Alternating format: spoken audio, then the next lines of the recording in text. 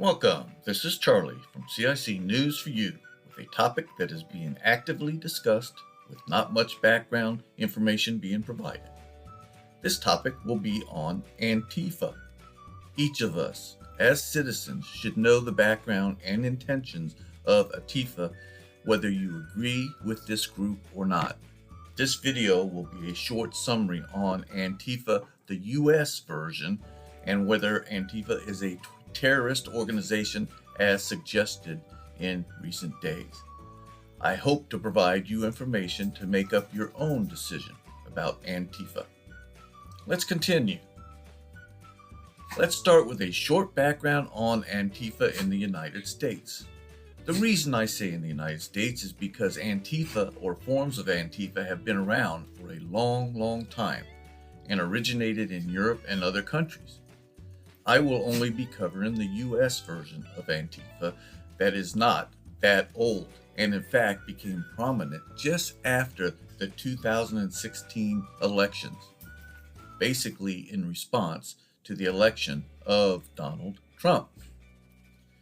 So what does Antifa stand for? Antifa is short for anti-fascist. That brings us to what is a fascist? So per dictionary.com, fascism is a governmental system led by a dictator having complete power, forcibly suppressing opposition and criticism, regimenting all industry, commerce, and having emphasizing an aggressive nationalism and often racism. So anti-fascist doesn't sound that bad, does it? I would be against all those fascist things I just mentioned. So on the cover, Antifa sounds like it would be an organization that we would want. But how is the Antifa US defined? According to Wikipedia, the Antifa movement in the United States is a militant, left-wing, anti-fascist political activist movement with an aim to achieve their political objectives through the use of direct action rather than through policy reform. Kind of sounds like a group that is going to go against the law to do good things. Right? They want to fight fascism, and fascism is bad.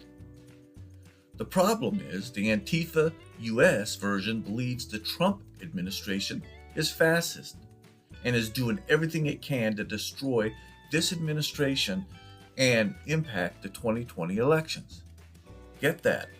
They are calling our government fascist, and they plan to interfere in our elections by impacting everything this administration does. This is my opinion and may or may not be correct, but nonetheless, that is what I believe. So let's continue with understanding Antifa. But first, a question for you. Why have the Democrats been complicit by staying silent over the past 3 years each and every time Antifa was committing crimes and performing violence at rallies and gatherings? The answer is quite simple. Because Antifa was anti-Trump. The Democrats have basically remained silent each time Antifa was committing violent acts and disrupted protests because it was against Trump. And this opportunity could not be passed up by the Democrats, in my opinion, of course. I attribute this to the Trump derangement syndrome that many people have caught. This is a bad disease and not good for our country. But the good thing is we know the cure. Vote the Democrats out of power. We need to win the executive, Senate, and House to clean up our current mess. But anyways, once Antifa announced it was anti-Trump, the Democrats were hands off, not wanting to impede anything or anyone that is against Trump. This extreme hate is really confusing to me. I understand not liking a president, but this goes to hate in the third degree. Maybe the liberals were getting too comfortable, and Trump came in and disrupted their party. We are only now beginning to hear some negative comments about Antifa from the left, only because it is now becoming quite apparent of their criminal intentions. I personally believe there are Democrats involved with the group, and it would not surprise me if some congressional members are at least informed of what's going on. Again, this statement is purely my opinion. Back in the day, when we didn't like the president or the administration that was in office, we voted them out. I guess this is old school thinking because Antifa is taking us down another path. And that path is not peaceful. Antifa doesn't intend to use our normal process, but intends to destroy this current administration by force and terroristic tactics. And unfortunately, the news media is failing to report. Even now, there are no media companies on the left reporting a lot of this information. But hopefully the tide is turning to transparency and truth. All right, who started Antifa? The assumed founder for Antifa USA is Mike Bray. He is or was an educator and lecturer at Dartmouth and Rutgers. And we wonder where our kids get their anti-American bias. Truly, it is from our college campuses. There are many progressives, liberals, socialists, and communists teaching at our colleges and providing our kids anti-American philosophy and neglecting to teach our history, even though we had good and bad periods. However, it is our history and we do keep getting better. All of the ideologies of these liberal professors are proven failures through the history of man. This is concerning, but a topic for another video. I would also bet a lot of Antifa members come from the campuses throughout the United States and fit very well in the group. I don't know this for a fact, but it will come out as the FBI infiltrates the group. But with all the secrecy, this may take some time. Now for some quick points on Antifa, many of which are based on comments from the founder, Mike Bray. There's no official organization and no official leaders, so it makes tracking and understanding this group very difficult. There is an extreme vetting process to get a foot into the door of this group, because the group is concerned about being infiltrated. Kind of sounds like the KKK or ISIS or other extremist groups with violence as a key method of use. Antifa seeks to deny their opposition the right to speak, and they're disrupting rallies and meetings and anything else they can. And if disruption doesn't work, the group states it is acceptable to deploy violence to make an impact. A recent report, actually that I just read this morning, stated that a reporter infiltrated the group and heard promotion of extreme violence, such as eye gouging and destroying the enemy. Can you believe this? Hopefully more undercover work will bring out more details. This group needs to be controlled. Mark Bray, the founder, stated officially that there is no underlying organization, but yet he provides the proceeds of this book that he calls the Antifa Handbook to Antifa. Huh? He says there's no organization, but yet he writes checks paying support to Antifa. Who does he write these checks to? I wonder. Hopefully, the FBI will find out. So that is Antifa US in a nutshell. Let's go a bit further and touch on radicalization before I get to terrorism. In the United States, particularly with politics, we have a radical left and a radical right. Both of these groups are bad for America and need to be controlled for our nation's safety. Let's quickly cover some key points of these groups. In the middle column, you will see an outline of some of the common areas of agreement between the groups, but with contrasting views, such as law and order, which both sides believe in, but the how and methods vary considerably between the groups. There are other areas as well, such as patriotism, religion, family values, and more. When it comes to public policy and personal beliefs, the two groups are at opposite ends of the spectrum. And finally, we have agreeable methods that both groups use to meet their objectives.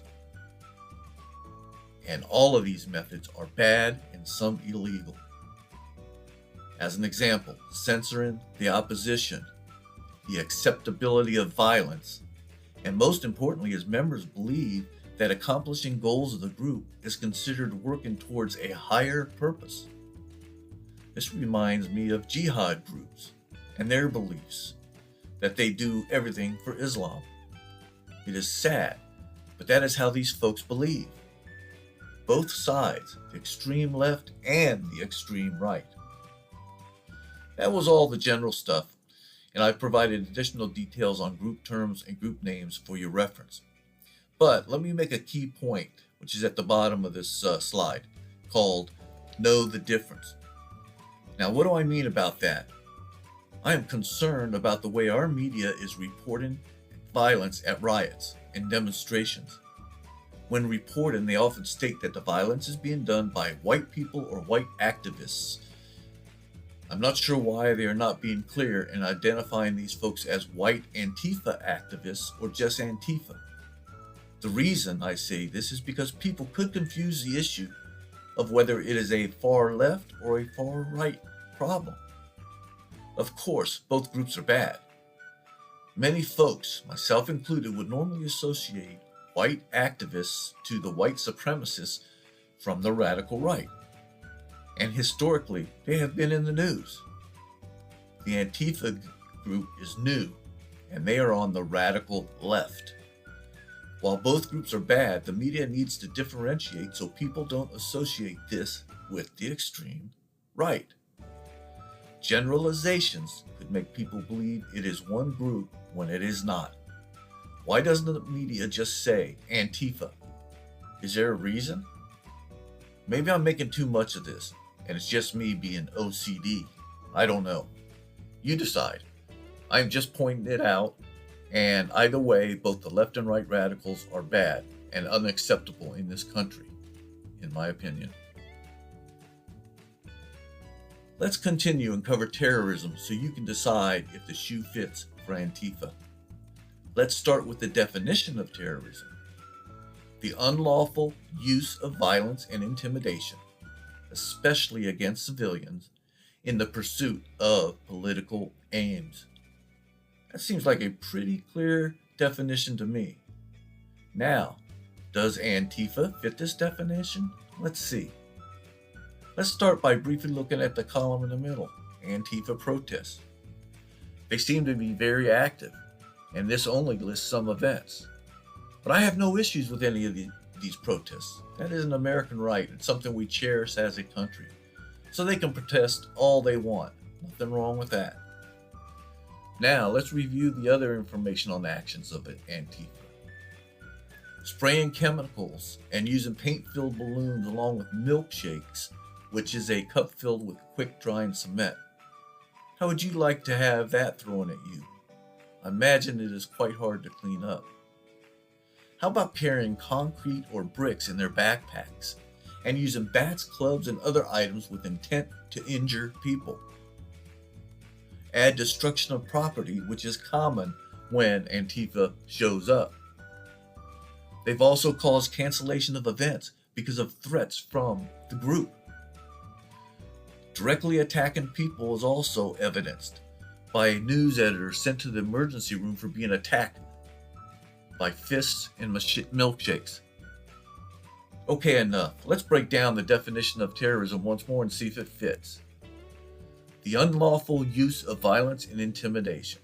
That's a yes. Especially against civilians.